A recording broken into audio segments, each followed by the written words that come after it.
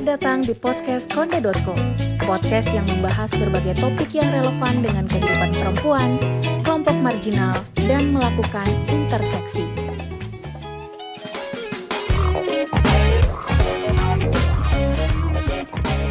Halo Konde Fellas, selamat datang kembali di podcast Konde.co. Balik lagi bareng aku Bila, dan hari ini kita akan membahas soal sibling abuse yang diambil dari tulisan kontributor Konde.co, Ika Aryani. Cerita tentang sibling abuse yang ditulis Ika berasal dari pengalaman pribadinya atas sibling abuse yang dialami oleh kerabat perempuannya. Semua ini bermula saat Ika berkunjung ke rumah salah satu kerabatnya beberapa tahun silam. Dia menyaksikan langsung kerabatnya yang saat itu masih berusia anak diperlakukan secara tidak layak oleh kakak laki-lakinya. Sebagai anak terakhir dan satu-satunya perempuan, ia diwajibkan mengurus rumah, sedangkan kakak laki-lakinya yang baru saja pulang ke rumah langsung melemparkan baju yang dikenakannya ke sofa. Adiknya, tanpa berkata apapun memungut baju tersebut dan membawanya untuk dicuci. Pernah juga suatu waktu ketika kerabat perempuan Ika sedang menyetrika, si abang menyuruhnya membeli mie goreng. Namun karena dia tak kunjung berangkat, si abang marah dan kemudian menamparnya.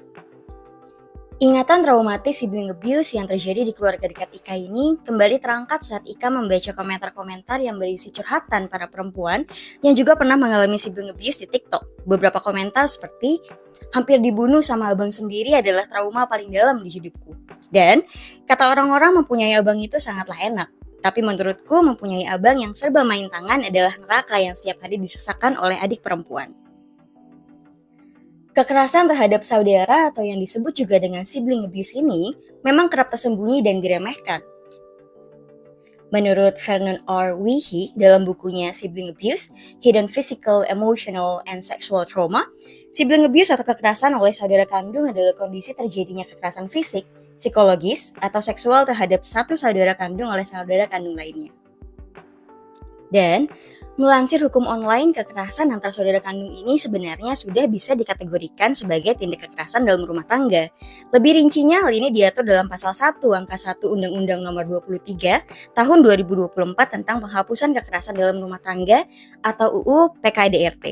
Namun, meskipun tindak kekerasan ini termasuk kekerasan dalam rumah tangga, banyak sekali orang yang tidak menyadarinya, bahkan sampai mengabaikannya.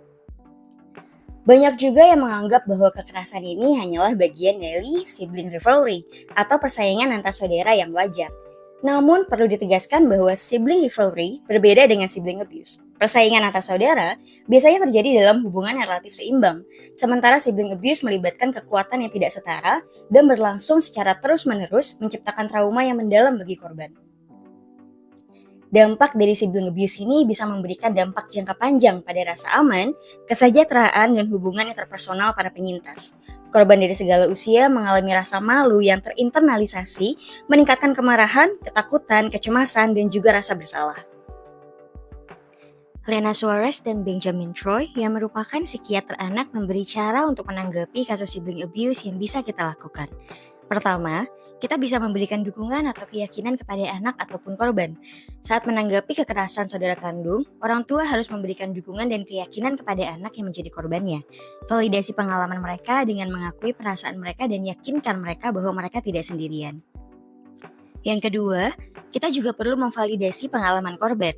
Validasi emosi dan reaksi mereka adalah hal yang sangat penting. Akui kerugian yang telah mereka alami dengan memberitahu mereka bahwa mereka dipercaya dan juga didukung.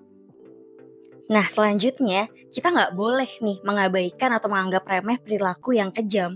Orang tua tidak boleh menganggap remeh atau menganggap remeh perilaku kejam antar saudara.